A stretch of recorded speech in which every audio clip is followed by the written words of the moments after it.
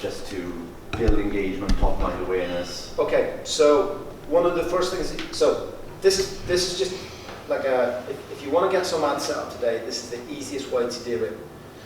So we're talking about trying to build up trust and trying to get better quality leads. The better quality leads only happen when people know you better. It's essentially, it's marketing for me is relationship building. So you have more of a relationship with someone, the higher the quality the leads will be.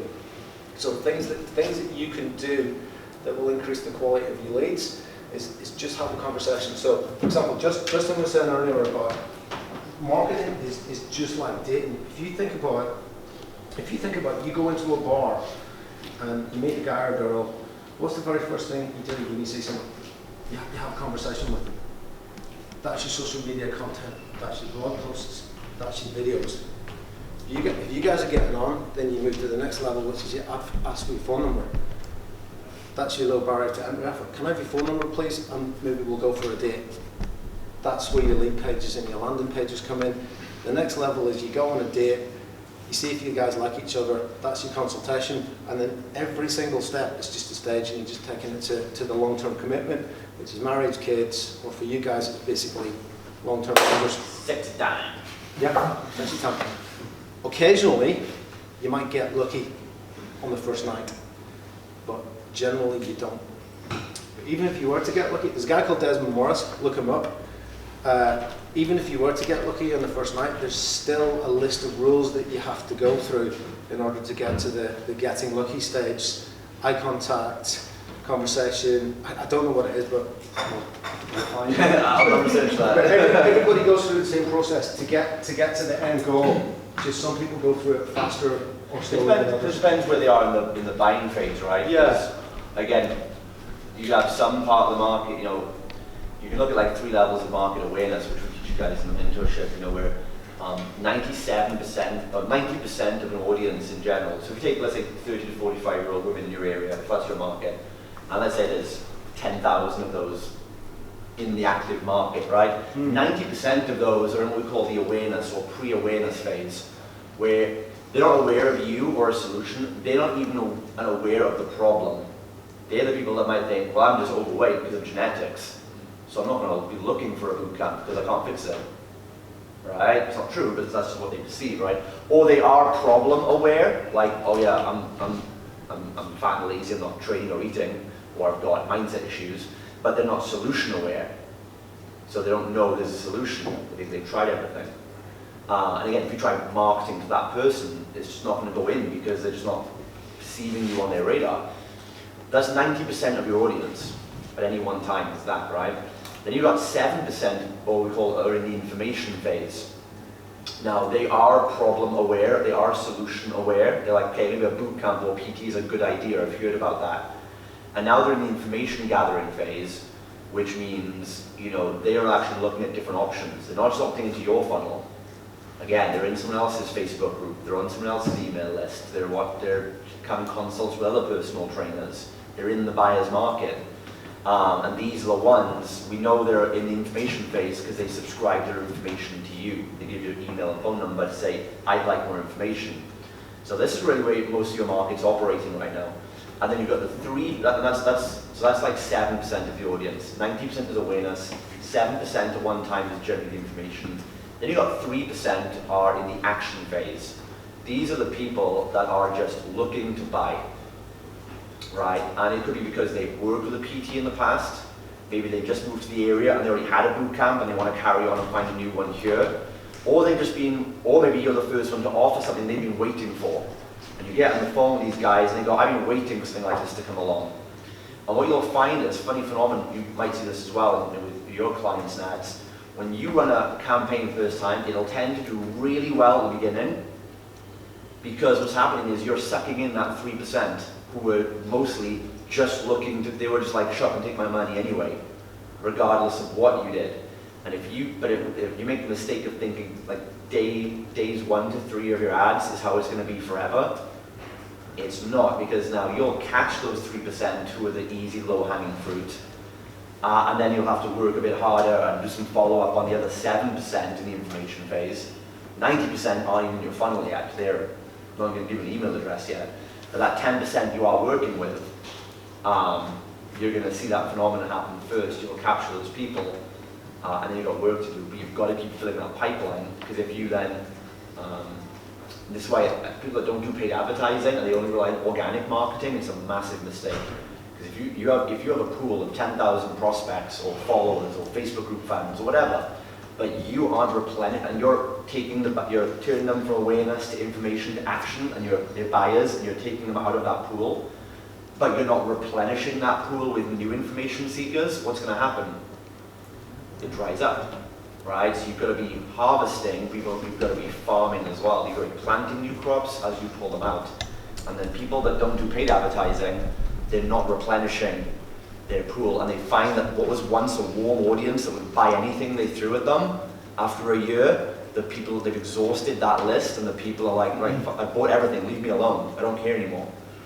And they've not, and they're the people that refuse to do paid advertising because they think organic is cool on its own.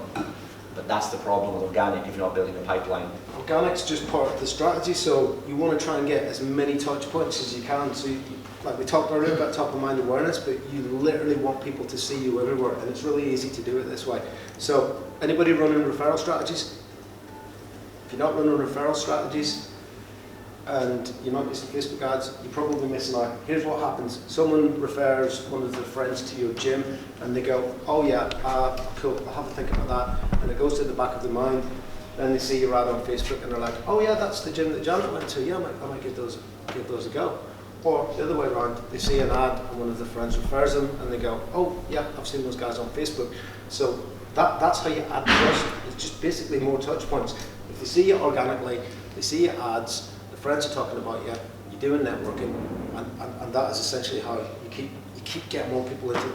I don't want to use internet marketing terms because it's a bit sleazy, but that's how you get people into the funnel. Just try and get as many touch points as you can. Okay, so first thing we want to do on the ad is we want to call them out. So you guys are all local, so let's say you're in Manchester. Easiest way to call someone out who lives in Manchester is just say, attention Manchester. Second way, we want them to notice you. So images. What sort of images do you guys use on your ads? Anyone who's running ads? Smiley faces. Smiley faces is the way to go. So how many times have you seen images for gyms and you see a picture of an empty gym, or you see a picture of a squat rack or a bank of treadmills? It's like, Jesus guys, that's boring. No one wants that. We want smiley faces. And one of the terms that we use is, what does success look like in your facility? And for these guys, it's clients having fun. So that's going to get people stand out. The other thing is, you want to get the images on your ads as close to the actual avatar that you guys use. So you're going after 40 to 50-year-old women who want to lose weight, who want to be healthy, who want to have fun, who are intimidated by other gyms. This is the sort of image that you want to go to. She looks like she's having fun. Now, the offer on the ad depends what you guys are doing in terms of your business, but you want to get them in the door. So it's asking them for the phone number, so people will either commit with their time or they'll commit with money, but they won't generally do both, in my opinion, unless you've already got a big level of trust already built up. So we find that 7-day trials work, or for some of the semi-private personal training studios, we find that we can package a trial into one day and split it into 3 sort of formats. So we'll have like a consultation phase, we'll have a come in the gym floor phase and we'll work with you, and then we'll have a debrief and give them a plan, which is essentially a chance for you guys to sell them onto whatever you're going to sell them onto. That's it in terms of targeting. You're gonna find that people will come to your facility if they live about 20 minutes away. Any further than that, there's probably someone else that they'll want to go to, or like we're all time poor these days, so we don't want to travel. I get Facebook ads for gyms that are even in Manchester. I live like 12-15 miles away from here. I'm not coming into Manchester to go to the gym. My gym is 3 minutes drive from where I live. I don't want to drive any more than that. So target people who live about no more than 20 minutes away from you. Target broad. So if you're a gym who wants to attract women, say 35 to 55-year-olds, just target 35 to 55-year-olds. Don't target weight loss, Diet Coke. You don't need to do that. Facebook algorithm is far too smart. What they'll do is they'll start to pick up on the people who are going to react to your ad And then as you run your campaigns, then you can start to create what we call lookalike audiences. Lookalike audiences basically, when you did, say to Facebook, I want to show my ads to people who are exactly like the clients who I already have. And that's what we'll do. Like, you don't have to try and game the system or trick the system, because they've got all the data. They'll give you everything that you need to know. Any questions? Nope. Would you keep the pictures the same, or would you change it just to? We test the pictures. Okay. So when I said earlier, you've got campaign level, which is your campaign, and then you've got ad set level, which is your audiences. So you could run an audience to men, you could run an audience to women, and then within those audiences, you'd have different pictures. So the men's one, you would have pictures of men, the women's one, you'd have pictures of women, and then we might run probably 2 or 3 ads within each ad set, which has a different picture. We'd run that for about a week. We'd look at which one is getting the most clicks, and then we'd switch the other 2 off. And that's how you guarantee to lower. That's how you lower your